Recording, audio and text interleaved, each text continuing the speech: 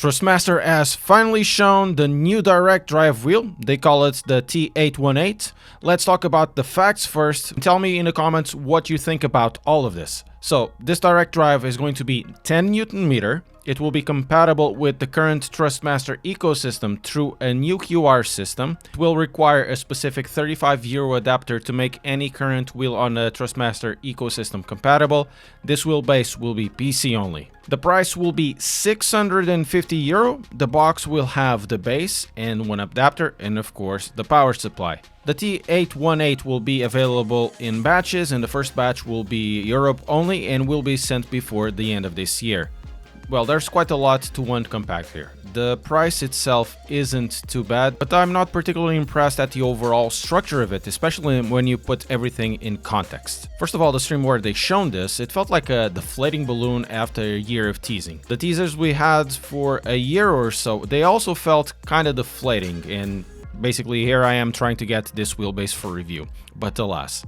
So 10 Newton meters for 650 euros is in the ballpark of the Alpha Mini wheelbase, more expensive than the Moza R9 per Newton meter and around the same price per Newton meter as the 8 Newton meter CSLDD.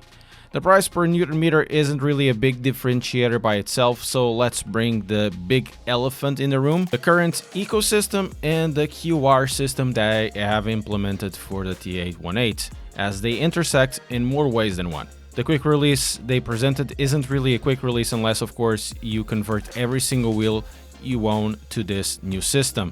The QR adapter is essentially a shaft built of plastic and the wheelbase is 10 Newton meters. The QR system then is a clamp type. From the stream, the mechanism felt kind of wobbly. This needs to be confirmed, of course, but a plastic shaft into a 10 Newton meter direct drive doesn't seem to me like the best choice to have.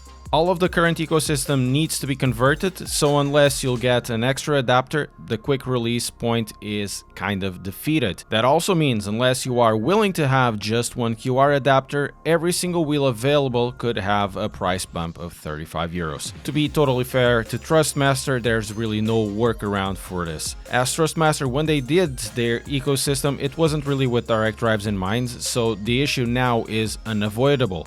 Thrustmaster confirmed that in 2023 there will be new steering wheels with the direct drive in mind, and they also will be retro compatible. What also is compatible is subscribing to the channel. Thank you so much. Herein lies the issue. If you look at the price of the T818 from the perspective of a Thrustmaster owner, upgrading to this new wheelbase might feel enticing because you keep the ecosystem. However, with all that they have shown, I don't think that going towards a Thrustmaster ecosystem as a new buyer is worthwhile. Currently, their whole ecosystem is built around the times of yore when belt wheels were the stuff. But seeing what has been launched in the last few years in terms of wheelbases, wheel rims and pedals, it feels to me that in the context that the T818 is in at the moment, it feels underwhelming. I mean, sure, the Moza R9 and the CSLDD might have less power, but they have a more interesting ecosystem at the moment. And having reviewed the Logitech Pro, the difference between 8 to 11 Newton meters wasn't that much of a jump, as the quality of the force feedback was, when used with the true force, as much as a gimmick as that sounds. Therefore, the force feedback really needs to deliver so the T818 has a chance to survive, because they basically burned a lot of confidence capital with all of those teasers and with taking so much to deliver a direct drive. For such a long stream, we didn't see much of the wheels force feedback being talked about while in use. We had a few influencers reading from a script, but that was about it. By the way, Greco, blink if you are being held hostage. There's a few more details, like the LED can have its color changed and a personalization of plates. The plates you can see on the side, they can be changed, and there will be like a blue one coming in the box. There might be a console version in the future, but that's about it. It's not confirmed. From my side, I hope I get one for review, but don't hold your breath on that one. Thrustmaster is really difficult to get stuff for review, at least for me. Let me know in the comments what you think about this new wheelbase, the price, and the release itself.